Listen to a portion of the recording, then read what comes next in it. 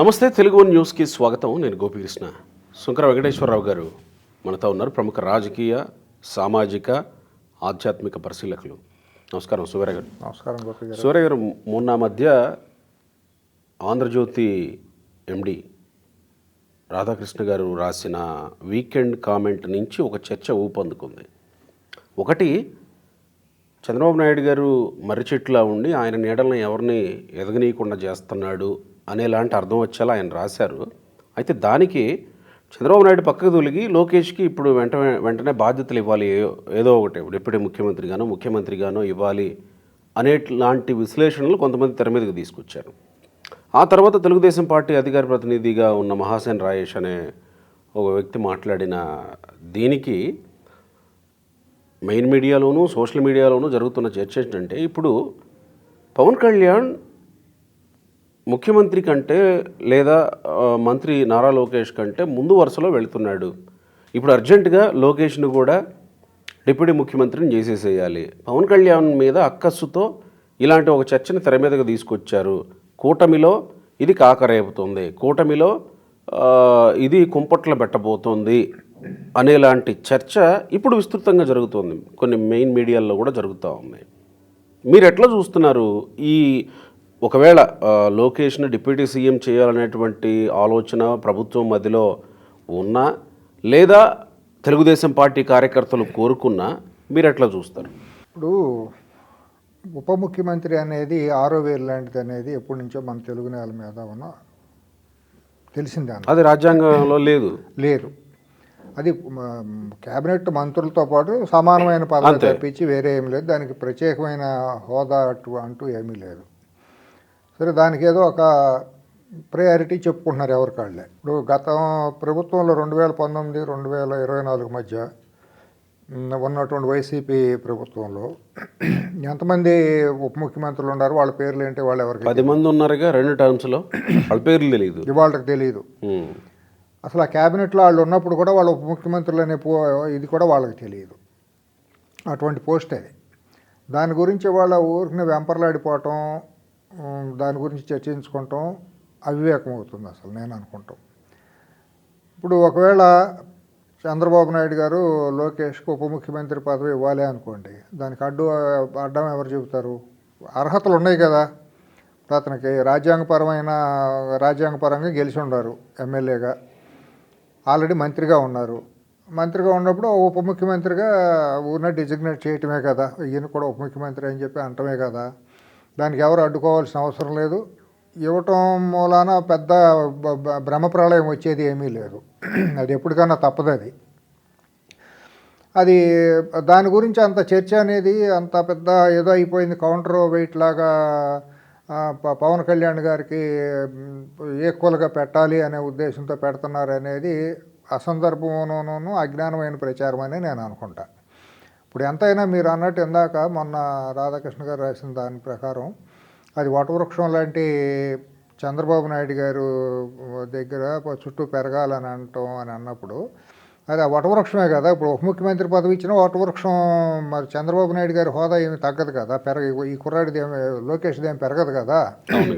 అది ఎట్టగో ఆయన ఉన్నంత వరకు భారత రాజకీయ ముఖ చిత్రం మీద చంద్రబాబు నాయుడు అనే ఒక వ్యక్తికి ఉన్నటువంటి ఎక్స్పీరియన్స్, ఆయనకున్న ప్రచారం ఇది కానివ్వండి, గుర్తింపు కానివ్వండి, దాన్ని ఎవరూ ప్రశ్నించాలరు. ఆయనకి రకరకాల ఆయన కష్టపడే తీరు, ఆయన తీసుకునే చర్యలు, ఇటువంటి వాటి మీద మార్కెటింగ్, ప్రభుత్వాన్ని మార్కెట్ చేయటం, అటువంటి వాటి విషయంలో ఆయన ప్రూవ్ చేసుకున్నది. కాబట్టి ఇవాళ అది పెద్ద దాని గురించి అంత ఇదైపోవాల్సిన ఇదేం లేదు. ఆక్రోషం వెళ్ళగొక్కునేవాళ్ళు కొంతమంది, లేకపోతే సంకలు గుద్దుకునేవాళ్ళు కొంతమంది, దాని మీద విమర్శించుకునేవాళ్ళు కొంతమంది అనేది. లోకేష్కి ఉప ముఖ్యమంత్రి ఇవ్వడం వల్ల కూటమిలో కుంపటైపోద్దా? అది ఎందుకు అవుతుంది? ఇప్పుడు మరి నాగబాబు అనే అతను కనీసం ఎమ్మెల్సీ కాదు, కంటెస్ట్ చేయలేదు.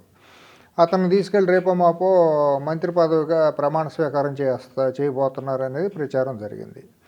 మరి అది ఇంకా దాన్ని ఎట్లా చూడాలి? ఈయనకి ఉప ముఖ్యమంత్రి పదవి ఇస్తే గెలిచి ఉన్నాడు, అర్హత ఏమీ తక్కువేమీ లేదు కదా. విశేషంగా ఏమన్నా రాజ్యాంగాన్ని లేకపోతే చట్టాలను బైపాస్ చేసి చంద్రబాబు నాయుడు గారు ఏమన్నా వేరే ఇస్తున్నారా? కాదు కదా.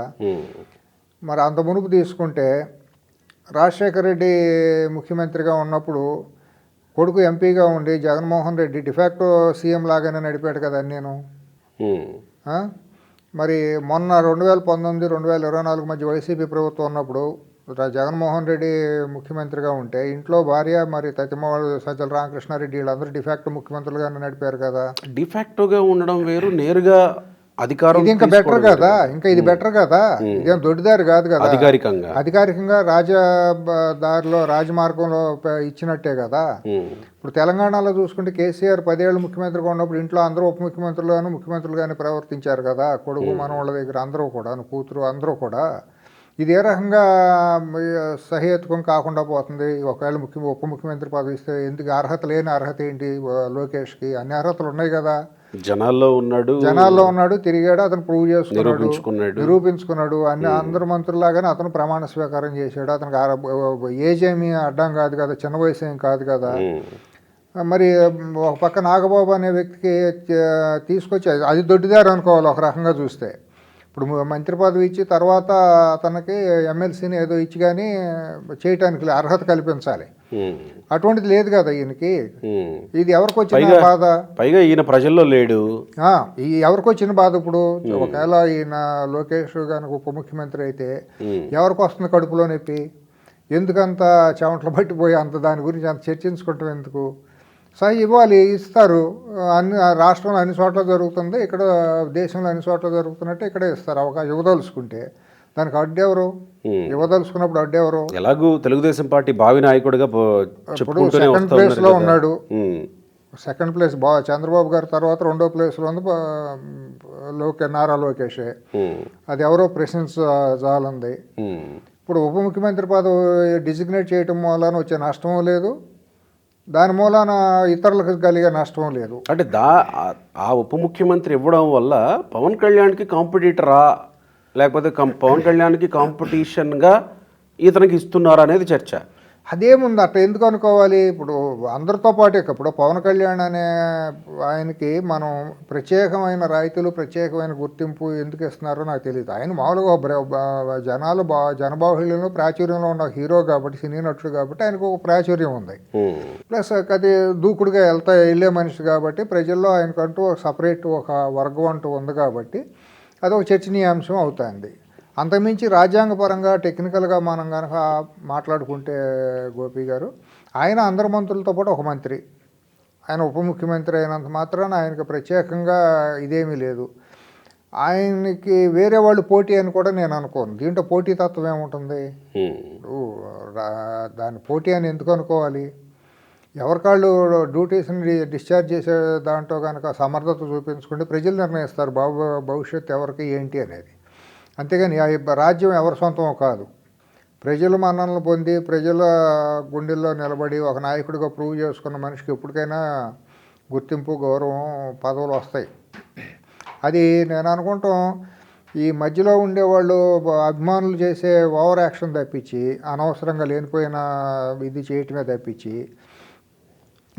హేతుబద్ధంగా ఆలోచిస్తే అది కరెక్ట్ కాదనుకుంటా. అలాంటి చర్చ జరగడం లోకేష్ ఇవ్వడంలో తప్పేం లేదు, ఇచ్చి తీరాలి కూడా. ఇస్తే తప్పేం ఉంది దాంట్లో? తెలుగుదేశం పార్టీలో ఒక ఉప ముఖ్యమంత్రి పదవి ఇచ్చుకుంటే తప్పే ఉంది, దాన్ని ఎవరు అడ్డుకుంటారు? ఎవరికి వచ్చిన నష్టం? మొదటి నుంచే ఉంది. ఆయన హుందాతనంగా పవన్ కళ్యాణ్ గారు చంద్రబాబు గారికి జైల్లో ఉన్నప్పటి నుంచి కూడా ఒక సొంత ఇదిలాగా తమ్ముళ్ళలాగానే, ఒక బాధ్యతాయుతంగానే, గౌరవంగా, చాలా ప్రేమగానే ఇవాళ కూడా కొనసాగుతుంది. ఇవాళ ఆ మధ్యలో వచ్చే వీళ్ళు మాట్లాడిన భాష, చేసే ప్రేలాపనలు వాళ్ళిద్దరి మధ్య బంధాన్ని తెంపేస్తాయని నేను అనుకోను. ఒకవేళ నారా లోకేష్ గారు కనుక ఉప ముఖ్యమంత్రి పదవి ఇస్తే ఆయన పవన్ కళ్యాణ్ గారు నొచ్చుకుంటారు, లేకపోతే నన్ను తక్కువ చేశారని ఫీల్ అవుతారని కూడా నేను అనుకోను. ఎందుకంటే అంత ఈ అవివేకమైన మనిషి కాదు. ఆయన మాట్లాడే తీరు అదంతా కూడా చాలా హుందాగానే ఉంటుంది పవన్ కళ్యాణ్ గారు. ఇప్పుడు ఏముంది, ఇప్పుడు ఇద్దరు ఉప ముఖ్యమంత్రులు ఉంటారు. చంద్రబాబు గారి బాధ్యతలు ఏమైనా ఉంటే ఇద్దరు ఇంకొక మనిషి అదనంగా షేర్ చేసుకుంటారు. తప్పేముంది ఇప్పుడు అది లేనంత మాత్రాన్ని షేర్ చేసుకోకూడదని ఏమీ లేదు కదా. ఇంకొక డిమాండ్ తెర మీదకి వస్తే, ముఖ్యమంత్రిని చేయాలనేటువంటి డిమాండ్ తెర మీదకి వస్తే అది ఎలా ఉంటుంది? అది మనం ఊహాజనితమైన దానికి ఇప్పుడే మాట్లాడుకుంటాం, అవివేకం అవుతుంది గోపి గారు. అది ఇప్పుడు ఎందుకంత అవసరం వచ్చింది, ఇప్పుడు ముఖ్యమంత్రిగా ఎందుకు వచ్చింది? ఇప్పుడు ముఖ్యమంత్రిగా చంద్రబాబు గారిని చూసే కదా జనం అందరూ ఓట్లు వేసింది, ఎవరైనా ఇచ్చేసింది. మరి ఇవాళ చంద్రబాబు గారు ఎందుకు తప్పుకోవాల్సిన అవసరం వచ్చింది? ఎందుకు ఊహాజనితమైనంత పగటి కళలో, లేకపోతే నిదట్లో వచ్చిన ఈ కళలాగా ఎందుకు ఊహించుకోవాలి? అంటే ఎందుకు నేను ఆ ప్రశ్న అడగాల్సి వచ్చిందంటే, సుగరా గారు, ఇప్పుడు ఉప ముఖ్యమంత్రి లోకేష్ అయినప్పటికీ కూడా ముఖ్యమంత్రి కాదు. రేపటి రోజున చంద్రబాబు గారు పక్కకు జరిగి ఎందుకు జరగాలి? ఐ మీన్ ఆయన వయసు రీత్యా ఇప్పుడు తొందర ఏమొచ్చింది? ఇప్పుడేం లేదు, నేను అదే అంటుంది. రేపటి రోజున 29 ఎన్నికలకో లేకపోతే ఇంకొక ఆ పైన వచ్చే ఎన్నికలు 29, 34నండి. ఆ రోజు పరిస్థితి ఆ రోజు ఆలోచించుకుంటాం. అదే నేను అంటుంది. ఇప్పుడు లోకేష్ ముఖ్యమంత్రి అయితే పార్టీ మొత్తం ఆయన హోల్డ్లో ఉంటుంది. సో ఉప ముఖ్యమంత్రి అయితే కూడా పెద్దగా హోల్డ్ ఉండకపోవచ్చు. రేపు ఒకవేళ 29 ఎన్నికలకి ఇప్పుడే ముఖ్యమంత్రి అయితే గనక కంప్లీట్ హోల్డ్ ఉంటుంది కదా. అప్పుడు పార్టీలో ఉన్న ఎవరైనా కానీ లోకేష్కి మంచి హోల్డ్ ఉంటుంది కదా. హోల్డ్ అనేది పదవి ద్వారా వస్తుందా, కెపాసిటీ ద్వారా, క్యారెక్టర్ ద్వారా వస్తుందా? That is right. NT Rama Rao గారికి ఎవరితో తాతలు తండ్రులు ఎవరు లేరు కదా. ఆయన నటంతో, ఆయన కష్టంతో వచ్చారు కదా. వాళ్ళు ముఖ్యమంత్రులు అయిన వాళ్ళు ఎంతమందికి తాతల తండ్రులు వారసత్వంతో ముఖ్యమంత్రులు అయితే పట్టు వచ్చింది, పార్టీ మీద పట్టు వచ్చింది. వాళ్ళు రేవంత్ రెడ్డి గారి తండ్రి ఎవరు? రేవంత్ రెడ్డి గారు తెలంగాణలో ఆలోచిస్తే మరి ఆయన ముఖ్యమంత్రి అయ్యారు. ఏ పొట్టుతో వచ్చింది? ఫైట్ చేశాడు. ప్రజల్లో ఉండి ప్రజా సమస్యల మీద, ఉన్న ప్రభుత్వాల మీద ధైర్యంగా పోరాడినప్పుడు, ప్రజల మన్ననలు పొందినప్పుడు ఎవరైనా అవుతారు. అంతే తప్పించి రేపు వచ్చిన పార్టీ పొట్టు కావాలి కాబట్టి వాళ్ళు ముఖ్యమంత్రిని చేస్తే పొట్టు వచ్చేస్తుందా? ఈ చర్చ కూడా జరుగుతుంది కాబట్టి నేను అడుగుతాను. ముఖ్యమంత్రిని చేస్తే పొట్టు వస్తుందా? ఎంతమంది ముఖ్యమంత్రులు 6 నెలలకు 3 నెలలకు పోయిన వాళ్ళు ఉన్నారు. ఈ ముఖ్యమంత్రి ప్రూవ్ చేసుకోలేక ఫెయిల్ అయిపోయిన వాళ్ళు ఎంతమంది ఉన్నారు? అట్టయితే రేపు వచ్చిన చంద్రబాబు గారు మనోడు కూడా బాగా పొట్టు రావాలి భవిష్యత్తులో అని ఇప్పుడే పార్టీ అధ్యక్షుని చేసేస్తారా దేవాంశ్ అనే కుర్రాడిని? ఇది అవివేకం, అర్ధరహితం. ఇటువంటి చర్చలకి మనం అసలు అవకాశం ఇవ్వకూడదు. ఏదైనా కూడా నాయకుడు అనేవాడు ప్రజాక్షేత్రంలో పోరాడి ప్రజల మన్ననలు పొందాలి. కార్యకర్తలకు గుర్తింపు, కార్యకర్తలకు ధైర్యం ఇవ్వాలి. కార్యకర్తలకు ఏదైతే బాసటగా ఒక ఇదిగా ఉన్నారో, బాసలు చేశారో, ప్రతిజ్ఞ చేశారో వాళ్ళకి న్యాయం చేయాలి. కార్యకర్తలకి ఏదైతే కష్టపడ్డారో వాళ్ళకి న్యాయం జరిగి వాళ్ళకి ధైర్యంగా ఈ నాయకుడిని నమ్ముకుంటే మాకు భవిష్యత్తు ఉంది అనే ఒక నమ్మకం కలగజేసినప్పుడు ఏ నాయకుడైనా ప్రజాక్షేత్రంలో వర్ధిల్లుతాడు. అంతే తప్పించి వాళ్ళ అవసరం కోసం కేవలం పదవుల కోసం వెంపర్లాడటం, నేను ముఖ్యమంత్రి అయిపోవాలి అని చెప్పి, ఆ ముఖ్యమంత్రి అయితే ప్రూవ్ చేసుకోలేనప్పుడు ప్రజలు 5 నిమిషాలు తిరుగుబాటు చేస్తారు. ఈయన కాదు, వేరే ఎక్కడైనా సరే. ముఖ్యమంత్రి అవడం అనేది అలంకారప్రాయమును, అదేమీ ఆడంబరాలు కాదు. నేను ముఖ్యమంత్రి అయిపోవాలి అని అనటానికి ఇది ప్రజాస్వామ్యం గోపి గారు. ఇదే కంపెనీ కాదు. నేను తప్పుకుంటాను, మా అబ్బాయిని ఎండీని చేస్తాను, చైర్మన్ చేస్తాను అని అనటానికి. ఇవాళ రిలయన్స్ కంపెనీలో అంబానీ నేను తప్పును మా అబ్బాయిని చేస్తానని షేర్ హోల్డర్స్ ఒప్పుకోరు. నా ఇష్టం అంటే కుదరదు. అది పబ్లిక్ లిమిటెడ్ కంపెనీ. ఆ కంపెనీల్లోనే వ్యతిరేక తిరుగుబాటు వస్తుంది, బోర్డులోనూ షేర్ హోల్డర్స్లో. అటువంటిది ప్రజాస్వామ్యంలో, రాష్ట్రంలో అంత అర్ధరహితంగా, అర్ధంతరంగా ముఖ్యమంత్రిని నేను తప్పుకుంటాను, పొట్టు కోసం మా అబ్బాయికి ఇస్తానంటే ప్రజలు ఒప్పుకుంటారా? కార్యకర్తలు ఒప్పుకుంటారా? ఆ మాత్రం చంద్రబాబు గారికి లోకేష్కి తెలియదా? మనకంటే ఎక్కువ ఆలోచించరా వాళ్ళు? ఏదో కాలక్షేపం కోసం సోషల్ మీడియాలో ఉండే సైకోలు, ఇటువంటి వాళ్ళు, నేలబోరుగాళ్ళు మాట్లాడుకునే భాష కాలక్షేపం కోసం, అర్ధరహితమైన భాష, నేలబోరు భాష, బజారు భాష. ఆ భాషకు మనం ఇక్కడ అనవసరంగా చర్చించుకుంటుంది, అనవసరం. అది ఉప ముఖ్యమంత్రి పదవి ఇవ్వటం మూలాన వచ్చే నష్టం ఏమీ లేదు. అతనికి అనర్హతలు కూడా ఏమీ లేవు. లోకేష్ అవ్వకూడని అనర్హతలు అంటూ ఏమీ లేవు, అన్ని అర్హతలు ఉన్నాయి. కాబట్టి ఉప ముఖ్యమంత్రి ఇవ్వటంలో తప్పేమీ లేదు. ఇస్తే ఇంక బెటర్గా కూడా ఉంటుంది పార్టీలో కూడా. అప్పుడు పార్టీలో కూడా అతను కొద్దిగా ఇది కూడా యాక్సెస్ పెరుగుతుంది. Right sir, thank you.